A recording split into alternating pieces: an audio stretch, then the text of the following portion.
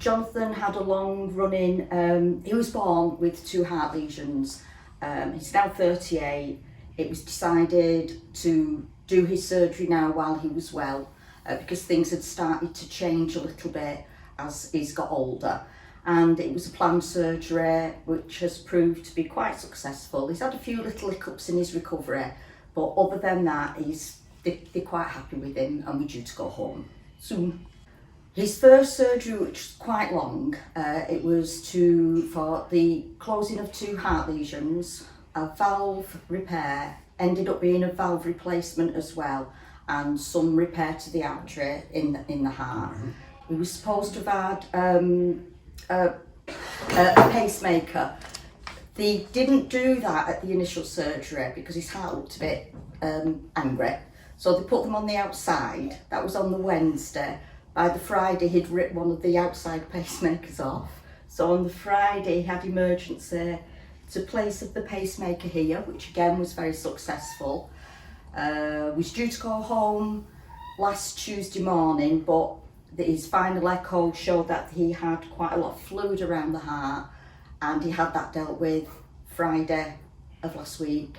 And again, that's now proved successful, and they're quite happy with that at the minute. He's been a little bit naughty in pulling cannulas and various other things on his body off, but we always knew that was a possibility, hence the reason why I've stayed with him to help with the hands-on. I've had my bed. The first couple of days while he was in intensive care, I stayed over at the house. So I was over there, which had been organised. When it looked like he was going to be staying a little bit longer, they organised for me for a few extra days over there, but I actually stayed in intensive care. They got me a chair bed in intensive care because he struggled a little bit coming round after the anaesthetic.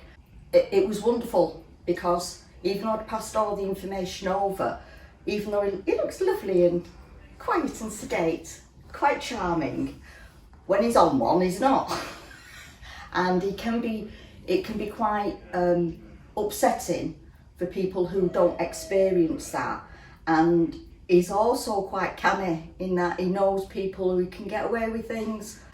I didn't feel like I was out of place. I just felt like it made me feel like I was one of the team, which was lovely. And they were as concerned about me as they were about our John here.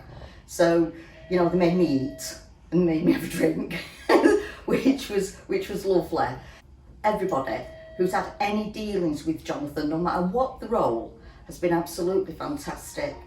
Because of the contact that they've made with Jonathan, and I don't even want to use the word empathy, but the way they've made him feel secure has made me feel secure. So that when he was in intensive care, because there was always a nurse with him there, I felt I was able to go out and have a break, have a 40 winks, if that's what I wanted to do, have a shower, get changed and come back and know that it was okay.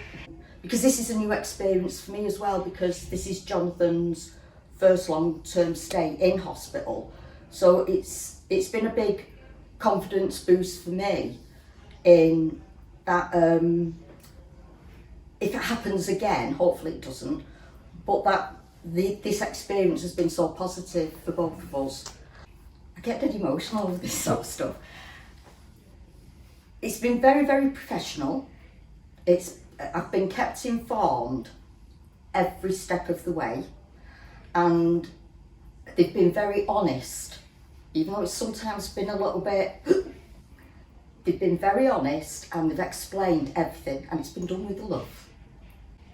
They view my son as being lovely, and I don't care for crying. Not just the nursing staff and the doctors, it's right the way across the board, who's ever comes on the ward, from the people who bring the dinners and the cups of teas, the porters, everybody. It's been, you almost feel like you've joined the family.